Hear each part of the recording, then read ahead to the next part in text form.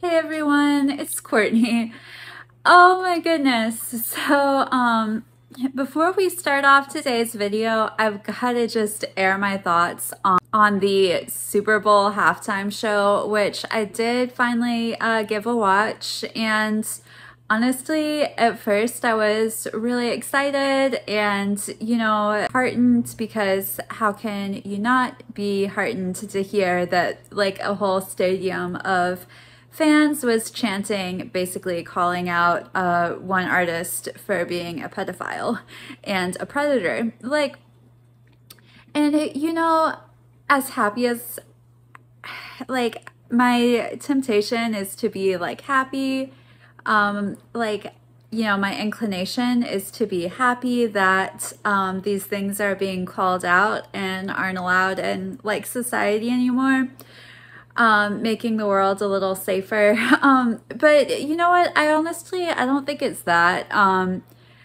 Yeah, because then when I got really into it, I watched the music video. I watched Kendrick Lamar's music video, which I hadn't seen before. Like a lot of people had heard like snippets of the song, like reels and YouTube and stuff, but I don't think I didn't really break down like the symbolism of the music video. And I did watch somebody's breakdown of that today. I guess I can link that in the description just to give her full credit. She actually mentioned the white shipping containers in like one scene of the music video, and said, that, well, she offered her explanations for why the shipping containers were white when they're usually not. Shipping containers usually aren't that color. I think it might have something to do with the parties hosted by some of these elite music industry people.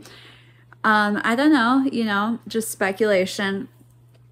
And so I think he might have been like maybe subtly calling those out. And then also on the shipping containers, it said Rihanna's birthplace, basically, which she was signed to like one of the labels that like are active in these like parties and things.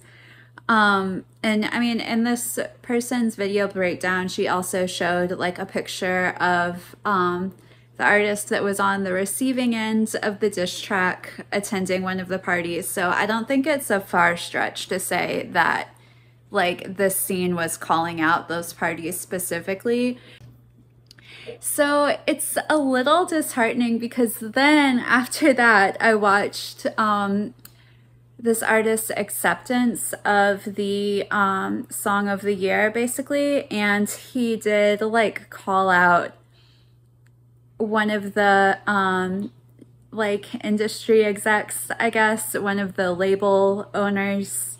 I don't know what you would call him, but one of the people that is like prevalent at these parties. He did call this person out and kind of say like, oh, he appreciates that, like he appreciates what I just said. But actually what it sounded like to me, and I know there's a lot of speculation about this online too, it sounded like he was about to dedicate the award to somebody else, to someone personal in his life, but then he called out this industry exec instead. So I could also link his acceptance speech down below, but honestly, that's probably something you can just find on the internets for yourself, and let me know what you think.